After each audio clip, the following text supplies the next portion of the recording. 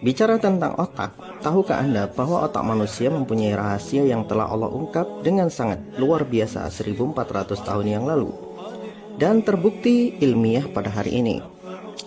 Ini juga yang membuat Al-Quran selalu ilmiah dan terbukti ilmiah tanpa ada keraguan di dalamnya. Semua fakta di dalam Al-Quran mengacu pada satu kesimpulan, bahwa Tuhan yang menurunkan Al-Quran adalah Tuhan yang menciptakan alam semesta. Maka semua rahasia semesta diungkap di dalam Al-Quran dan terbukti benar. Secara fakta, Tuhan yang menurunkan Al-Quran adalah Tuhan yang menciptakan manusia. Maka Al-Quran banyak berbicara tentang manusia dan rahasia-rahasia mereka tanpa kesalahan sedikit pun. Surat yang pertama Allah turunkan kepada Rasulullah SAW adalah surat Al-Alaq. Surat yang berkabar bahwa manusia diciptakan dari segumpal darah. Surat ini diawali dengan kalimat Iqra yang berarti bacalah. Lalu apa yang dibaca? Baca dengan nama Tuhanmu yang menciptakan. Allah perintahkan membaca dengan melihat apa yang Allah ciptakan. Seluruh alam semesta adalah ayat-ayat tanda kekuasaan Allah bagi orang-orang yang berakal sehat. Di dalam surat Al-Alaq, Allah Subhanahu wa taala menyebutkan dua ayat penciptaan, di mana ayat ini 1400 tahun yang lalu tidak bisa difahami dengan baik karena keterbatasan teknologi yang ada pada saat itu. Sulit mengatakan orang-orang yang hidup di padang pasir dengan peradaban yang tertinggal mengetahui fakta-fakta ilmiah ini pada saat itu. Itu adalah sesuatu yang hampir mustahil kalau mereka mengetahuinya. Fakta pertama adalah manusia diciptakan dari segumpal darah yang menempel di dalam dinding rahim seorang wanita. Ketika sperma bersatu dengan ovum, maka terjadilah penyatuan DNA dari dua sel itu. Lalu terbentuklah zigot sebagai cikal bakal janin yang kemudian dari zigot berubah menjadi segumpal darah yang menempel di dinding rahim. Ia melekat seperti lintah dan berkembang menjadi bayi yang terus disempurnakan penciptaannya. Al-Quran berbicara ini 1400 tahun lalu dan terbukti benar. Mana mungkin Rasulullah SAW mengarang Al-Quran, dan tidak mungkin sebuah karangan menjadi sebuah fakta yang terbukti kebenarannya setelah 1400 tahun setelahnya. Ini jelas diturunkan dari Tuhan yang menciptakan manusia, karena hanya dialah yang tahu persis penciptaan manusia di saat teknologi belum ada. Orang-orang kafir berkata Al-Quran mencontek kitab mereka.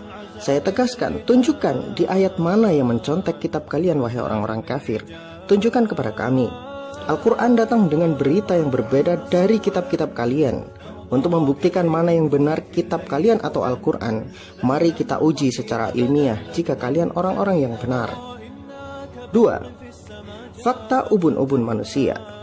Ubun-ubun manusia memiliki rahasia yang sangat luar biasa sekaligus mengerikan. Allah Subhanahu wa taala beberapa kali menyebutkan ubun-ubun di dalam ayatnya. Dan ketika Allah sebutkan ubun-ubun, pasti berkaitan dengan sesuatu yang buruk bagi manusia. Mengutip dari eramuslim.com, fakta ilmiah membuktikan bahwa ubun-ubun adalah bagian kepala yang paling bertanggung jawab terhadap kebohongan manusia. Ketika seseorang berbohong, maka ubun-ubunlah tempat mengambil keputusannya. Profesor Muhammad Yusuf Shakir memaparkan bahwa tugas bagian otak yang ada di ubun-ubun manusia adalah mengarahkan perilaku seseorang. Beliau menegaskan, kalau orang ingin melakukan kebohongan, maka keputusan itu diambil pada frontal lobe yang bertepatan dengan dahi dan ubun-ubun. Begitu juga jika seseorang berbuat hal yang tidak benar, maka keputusan itu diambil pada ubun-ubun orang tersebut. Ahli lain seperti Profesor Kate Elmore, beliau menegaskan bahwa ubun-ubun merupakan bagian otak yang paling bertanggung jawab atas pertimbangan-pertimbangan tertinggi dan mengarah kepada perilaku manusia. Sementara tubuh hanyalah prajurit yang melaksanakan keputusan dari ubun-ubun.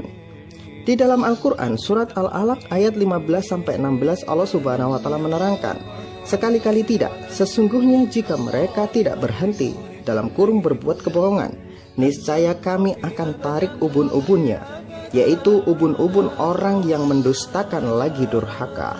Surat Al-Alaq 15-16. Ayat ini menerangkan bahwa jika orang-orang kafir tidak segera berhenti dari kebohongan mereka, Allah akan cabut ubun-ubun mereka, yaitu ubun-ubun orang yang berdusta lagi durhaka. Ini menunjukkan bahwa Allah sedang memberi kabar kepada manusia bahwa keputusan membuat kebohongan dan keputusan untuk mempertahankan kebohongan adalah dilakukan di ubun-ubun manusia. Seperti yang selama ini dilakukan oleh orang-orang kafir pada umumnya. Mereka tahu yang mereka sembah itu adalah sesuatu yang mati, tapi masih saja disembah. Mereka juga tahu bahwa itu adalah manusia, tetapi masih dipuja-puja. Mereka menuduh Al-Quran bohong, tapi ketika mereka ditanya di mana bohongnya, mereka tidak bisa menjawab. Mereka menyatakan Al-Quran sesat, tetapi ketika mereka ditanya di mana sesatnya, mereka justru kabur lari darinya. Cobalah lihat nanti di kolom komentar. Saya berikan satu pertanyaan. Bisakah mereka berikan jawaban yang cerdas atas pertanyaan saya? Pertanyaannya adalah, kalau ada manusia menjadi Tuhan, apakah ibu yang telah melahirkan orang tersebut harus sujud menyembah anaknya sendiri? Apakah jika ibunya tidak percaya anaknya adalah Tuhan, lantas dia akan masuk neraka? Karena saya sampai hari ini tidak menemukan satu ayat pun yang menyatakan Maria sujud kepada Yesus. Kalau Yesus Tuhan, pasti orang yang pertama kali mengetahui adalah ibunya sendiri. Coba berikan jawaban paling logis dan paling cerdas. Wallahu a'lam bishawab.